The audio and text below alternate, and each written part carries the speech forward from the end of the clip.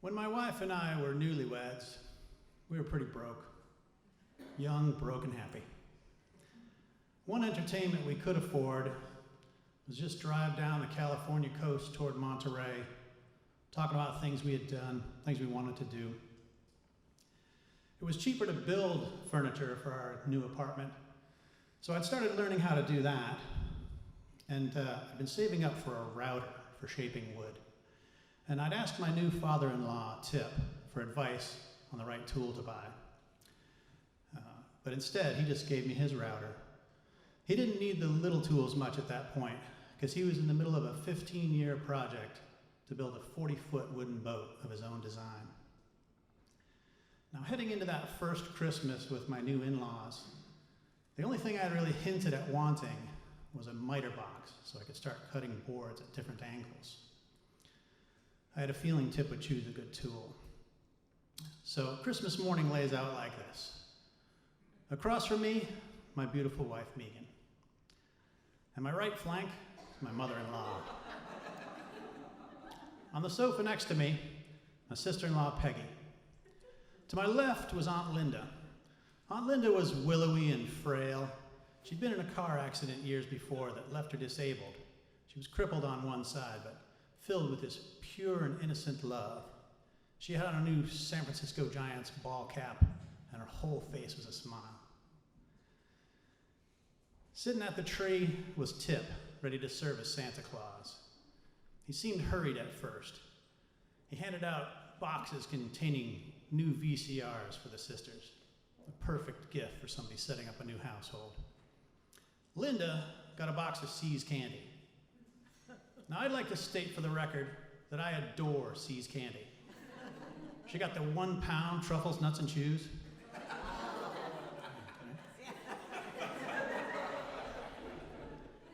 When it came around to me, Tip slowed down. He stood up, adjusted his semi-ironic Christmas suspenders, cleared his throat, and he held forth a box like it was a precious item. "Here," he proclaimed. It was about the size of a box of See's candy, but twice as thick, heavier than it looked. Yeah, with some assembly required, could be a miter box. But what I unwrapped was a Ruger .22 caliber semi-automatic pistol.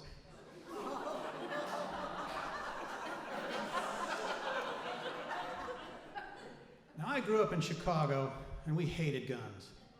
The only bumper sticker we ever had on the family car said, "Handgun control, families for common sense gun regulation." My father actually worked for the NRA, the National Restaurants Association. Yeah, he's famous for saying, "We're the restaurant guys, we're the good guys." So here I am with a handgun in my lap, and so I say, "Wow, what a surprise," because I was raised with manners. And then it's heavier than I'd imagined. Tip was beaming. "Megan said you wanted one." My mother-in-law, Celia, left the room in disgust. In fairness, on one of those drives down the coast, I had said, one thing I've never done before, fired a weapon. I feel like I ought to do that at some point in my life. In retrospect, she may have shared that information out of context. But Tip heard just what he wanted to hear. But now she's in the room every bit as surprised as I am. Tip loved guns. Do we call him a gun nut or a gun collector? I didn't judge him. He grew up on a farm in Missouri. Guns were just part of his life. It was just another tool, a power tool for death.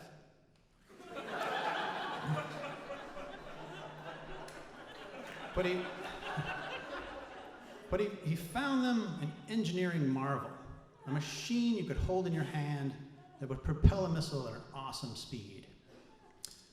So, back to the Christmas vibe. 3 women in the room can't stand what is going on right now. The sisters were They were forced to load and fire a weapon at a very young age, and they found it utterly terrifying and grew to despise guns. One man in the room is super excited about having chosen the perfect gift for his first son. And there's me, completely bewildered about what's going on around him. Linda at least has candy.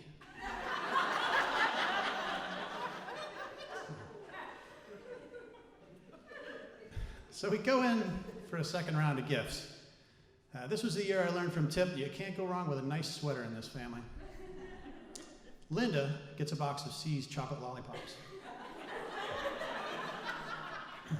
When it came to me, Tip gleefully presents me a box about the size and weight of a brick. Okay, I can work with a brick. Apparently, everybody in the room knows what's coming except me. Because what you need with a .22 is 1,000 rounds of copper point bullets. Yeah, in this family, they were raised with the understanding that an unloaded weapon is no more useful than a hammer if you've got a conflict. So just as I had never conceived of 1,000 rounds of ammo as a reasonable Christmas gift, they could never conceive of giving someone a gun without one. Now my sister-in-law Peggy leaves the room in disgust. Megan, despite being painfully aware of all the discomfort around her, has stayed by the tree because she's the best wife in the world. Now Tip reaches into the tree and he hands me a little box, about the size of a box of Staples. I think, I've got a gun, I've got bullets, what else could a man possibly need? It's definitely not a miter box. No, it's Italian-made Fiocchi .22 caliber hollow point bullets. And there's a little note enclosed, which I read to myself, and I force a polite smile. Megan takes the card from my hand and reads it aloud. Them other ones is for target shooting. These'ns, spelled with the apostrophe, is for killing. Now, you know that phrase, let's just say he was no rocket scientist? Tip worked for Lockheed in the Missiles and Space Program. He was literally a rocket scientist.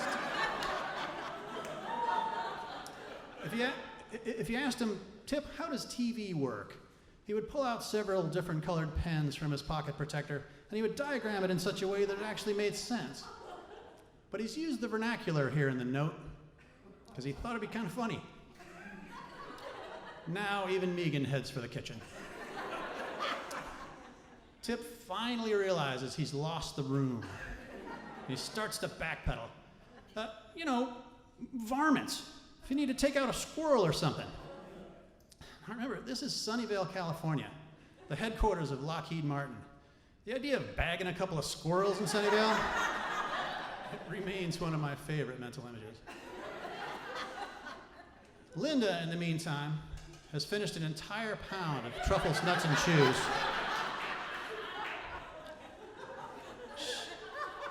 She later went on to consume a full Christmas dinner, finished off with a lollipop. It was remarkable, the sheer fortitude. Now, a few years later, Megan and I had moved to Chicago, where we compiled a laundry list of reasons to despise guns. And one morning, we got the call that Tip had passed away. He had died in his sleep aboard his boat in the marina, so we flew back to California to scatter his ashes in the sea. And they read his will. It was simple. The bulk of his estate went to his wife, Celia. And the only other person mentioned in the will was me.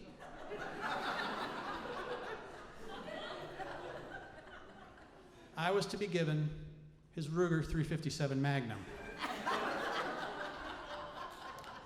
So now I am the unwitting owner of a little pistol and a big pistol. I hate guns. I have so many reasons anyway. But I think Tip intended for me to protect his beautiful, perfect daughter. But I also know that an unloaded weapon is no more useful than a hammer for home protection. I've got a really nice hammer. From time to time, though, I'll just bring the locked box down from the attic, and I'll open it up and just stare at them. They represent the power of death, but they're an engineering marvel, a machine you can hold in your hand to propel a missile at an awesome speed. And they serve as a tangible reminder, somewhat heavier than I expected, of a man who was a little bit larger than life. Someone who could choose the very best and the very worst of gifts. A gun nut who I miss terribly.